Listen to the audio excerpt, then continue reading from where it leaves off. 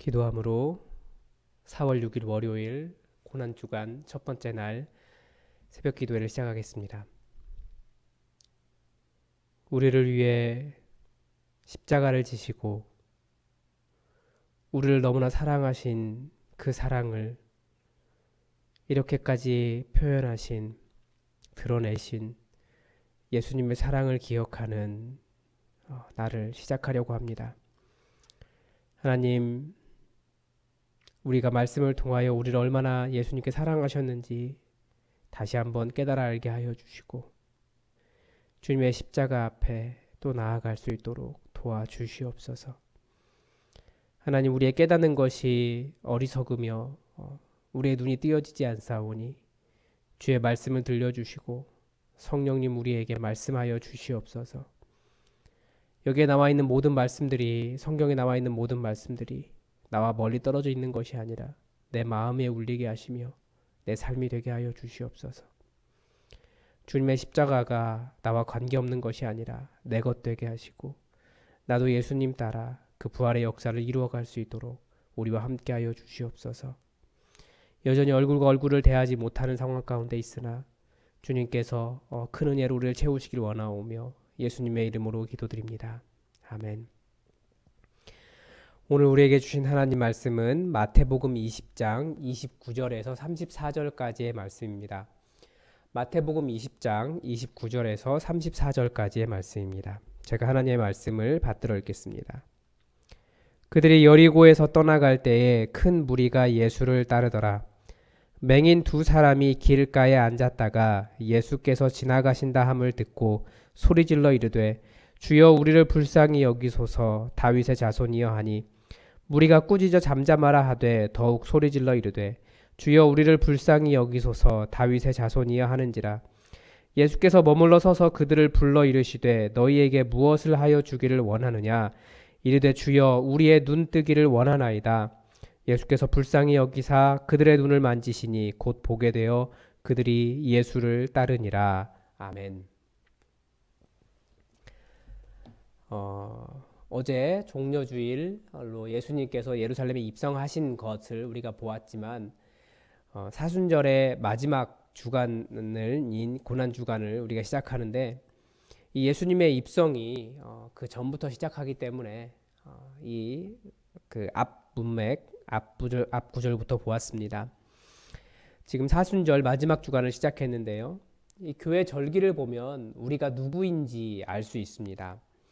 성탄절이나 사순절이나 부활절이나 고난주간이나 모두가 다 예수 그리스도에 관한 절기입니다. 그리고 또 우리들은 그리스도인이라고 불립니다. 즉 우리 정체성은 예수 그리스도 안에 있습니다. 교회 역사 속에서 이단들의 공격은 항상 예수 그리스도, 그분에 대한 도전이었습니다. 우리가 잘 아는 우리나라의 이단들 한번 생각해 보십시오. 성경이 하나님의 말씀이다라고 하지만 그리고 기존 교인들을 유혹하기 위해 예수님을 믿는다고 말하기도 하지만 그 결과는 예수가 아니라, 예수가 누구인지가 아니라, 예수님을 따르는 것이 아니라 다른 누군가에게 집중하게 하고 또 다른 누군가를 따르게 한다는 겁니다. 그게 바로 이단입니다. 그러므로 우리가 잘 아는 이단들 말고도 정통 교단이라고 하면서 담임 목사에게 절대 충성, 담임 목사를 향해 용비어천가를 부르는 교회도 조심하셔야 됩니다. 그것도 정상이 아니에요. 오로지 예수 그리스도의 이외에 우리에게 메시아도 없고 왕도 없습니다. 교회사에서 영적인 전쟁이 항상 이것이었습니다. 순수한 그리스도교, 예수는 그리스도, 예수는 주, 이 고백 안에 다 들어 있습니다. 그렇지 않으면 위험해요. 오늘부터 새벽기도 시간에 5개의 시선에 대해서 나누려고 합니다. 오늘은 그 첫 번째입니다. 예수님의 이 고난주간 십자가 사건은 예수님의 입성에서부터 시작한다라고 생각을 하는데 사실은 그것이 아니라 물론 그렇게 이야기하면 예수님의 탄생에서부터, 아니요 더 태초에 아마 이 모든 지구에 대한 계획을 통해 다 있었겠지만 짧게 보면 예수님의 입성을 준비한 서론적인 사건이 바로 오늘 읽은 두 맹인의 눈을 뜨게 하신, 다시 보게 하신 사건입니다. 예수님께서 여리고를 출발하셨습니다. 이제 예루살렘이 눈앞에 있었습니다. 29절은 큰 무리가 예수님을 따랐다라고 말하고 있습니다. 그런데 30절은 우리 성경에는 번역되지 않은 한 단어가 있습니다. 그게 보라라고 하는 단어입니다. 이 단어는 독자들의 시선을 거기에 집중하게 하려고 혹은 새로운 이야기를 시작하기 위한 전환으로 쓰는 단어입니다. 여기에서 보라라고 하는 단어가 독자들에게, 이 성경을 읽는 사람들에게 이 두 사람에게 집중하게 하려고 하는 의도가 있는 거죠. 왜냐하면 이 두 사람을 통해서 반드시 알아야 할 게 있는 거예요. 이 두 사람을 통해서 반드시 이 예수님의 십자가 사건이 왜 일어났는지, 그 의미가 무엇인지를 말하고 싶었다라는 거예요. 그러니까 아주 서론적인, 개론적인 사건인 거죠. 먼저 이 두 소경이 길가에 앉아 있었다라고 하는 것은 이들이 구걸을 하고 있었다는 뜻입니다. 많은 사람들이 그 길을 통해서 예루살렘으로 들어가기 때문에 아마 구걸하기 좋은 장소였을 겁니다. 다른 복음서에서도 여리고 소경 사건을 기록하고 있습니다. 다만 둘이 아니라 하나라고 이야기하고 이름을 구체적으로 바디메오라고 이야기하기도 합니다. 무엇이 맞다라고 하는 논쟁은 나중에 할 일이 따로 있을 거고요. 중요한 것은 이 사람들이 어떻게 이런 믿음을 가질 수 있었느냐 하는 점입니다. 왜냐하면 분명히 그들은 보지 못한 사람들이에요. 그들이 예수님이 누구신지에 대해서 알 수 있는 방법은 오로지 듣는 것밖에 없었습니다. 그런데 듣는 것만으로도 예수님이 누구인지 확신하고 예수님을 믿은 사람들이라는 거예요. 그래서 눈을 떴다라고 하는 것이, 본다라고 하는 것이 예수님에 대한 믿음을 확증한다? 아닙니다. 예수님에 대한 믿음은 그 믿음 자체가 보여주는 거예요. 보았기 때문에 그것이 아니라. 이 소경들이 예수님을 부르짖은 말을 한번 보십시오. 주여 우리를 불쌍히 여기소서 다윗의 자손이여. 예수님의 치유를 바라는 이 고백에는 이 마태복음에서 말한 예수님에 대한 고백을 한데 뭉쳐놓은 것과 같습니다. 다들 예수님께 고쳐달라고 할 때 이 세 개의 단어를 다 사용했어요. 주여 우리를 불쌍히 여기소서 다윗의 자손이여. 그러니까 예수님을 선생님이라고 부르지도 않고 주님이라고 부르고 있고, 우리를 불쌍히 여기소서. 예전에도 설교 시간에 말씀드린 적이 있죠. 엘레이손, 끼리의 엘레이손. 다윗의 자손까지 모두 예수님께 치유와 구원을 요청하는 간구들입니다. 그런데 지금 이 소경이 이 고백을 다 하고 있어요. 더군다나 예수님을 향해 다윗의 자손이여 라고 하는 고백은 바로 다음 본문, 그러니까 예수님께서 예루살렘에 들어가셨을 때 사람들이 손에 종려나무 가지를 들고 호산나 다윗의 자손이여 외칠 때 들은 그 호칭을 바로 이 두 사람이 먼저 하고 있는 겁니다. 그런데 이 두 사람이 주여 우리를 불쌍히 여기소서 다윗의 자손이여 라고 부르짖는 소리가 너무 시끄러우니까 예수님을 따르는 그 수많은 사람들이 이 두 사람을 꾸짖었습니다. 얼마나 큰 소리로 했을까요? 정말 큰 소리로, 어디 계신지 모르니까 정말 간절하게 주여 우리를 불쌍히 여기소서 다윗의 자손이여 계속 외쳤다라는 거예요. 그 간절함이 있어야 되는 거죠. 정말 예수님이 누구신지 알기 때문에. 그런데 예수님을 따르는 그 수많은 사람들은 두 사람을 꾸짖었습니다. 제발 시끄러우니까 조용히 좀 해라. 예수님 지금 예루살렘으로 가시잖아. 바쁘다고.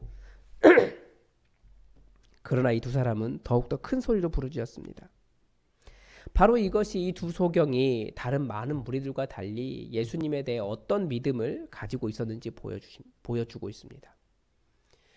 예수님이 진정한 주님이시고 분명히 자신들을 고치실 수 있는 하나님이라는 것을 이들은 확실히 알고 있었습니다.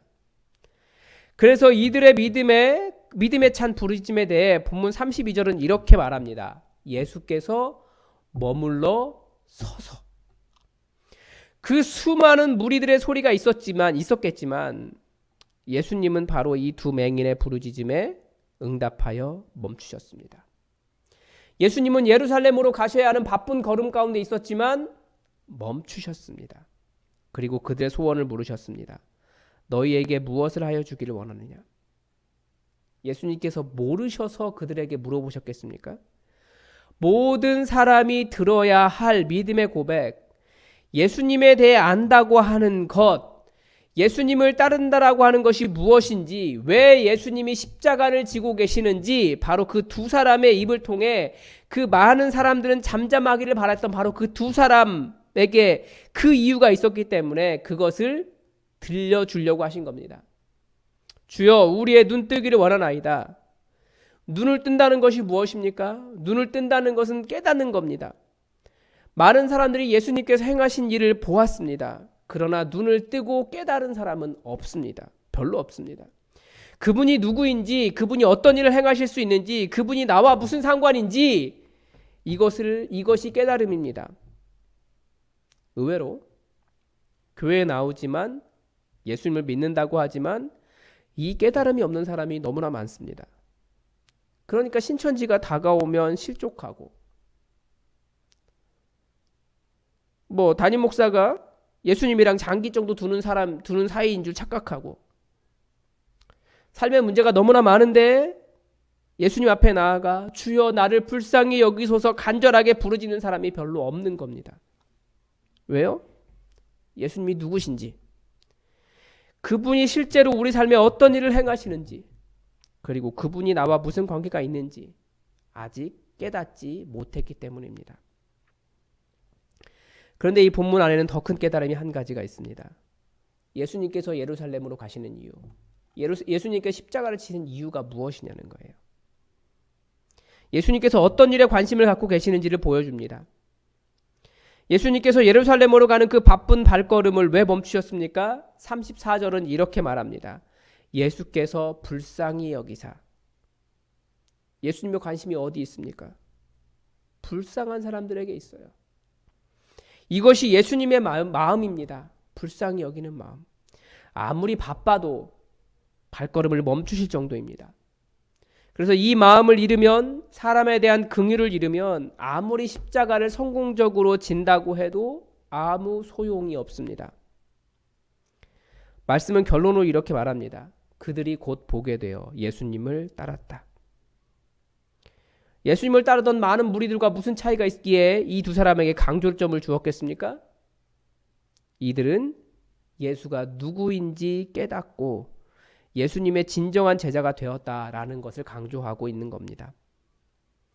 예수님을 따르던 많은 무리들은 각자의 관심이 있었습니다. 심지어 예수님의 제자들조차도 더 좋은 자리, 더 높은 자리를 얻기 위해 예수님의 혁명에 참여하는 것 같은 인상이 있습니다. 그러나 예수님은 이 두 소경을 통해서, 소경을 위해서 멈추셔서, 예수님이 정치적인 지도자도 아니고 일반적인 종교 지도자도 아니고 연약한 자들을 너무나 사랑하셔서 그들의 주님이 되신다는 것을, 그들의 치유자가 되신다는 것을, 그들을 위해 멈춰 서실 수 있는 분이시라는 것을 가르쳐 주셨습니다.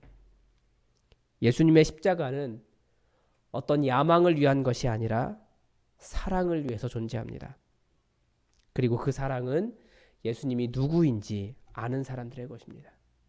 우리가 그 사랑을 안다면 더욱 예수님 앞에 나아가시기 바랍니다. 기도하겠습니다.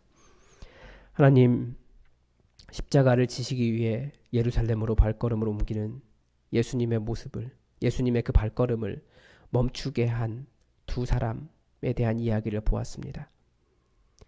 우리가 예수님에 대해서 잘 안다고 말하며 우리가 오랫동안 그리스도인으로 살았으나 정말 어쩌면 우리의 믿음의 수준이 앞을 보지 못하는, 이 두 맹인 수준도 되지 못하는 그런 사람 아닙니까? 내가 원하는 일에 목표를 두고 예수님을 이용하지는 않습니까? 우리에게 진정한 예수님이 누구신지 진정한 깨달음이 있게 하시고 우리가 그 깨달음 가지고 주님을 따라가며 진정한 주의 제자가 되게 하여 주시옵소서.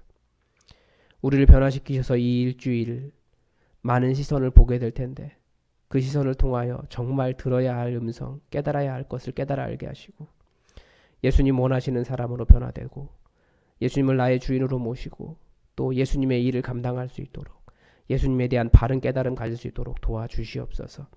우리 시선이 변하여 예수님을 온전히 바라보게 하시길 원하오며 예수님의 이름으로 기도드립니다. 아멘.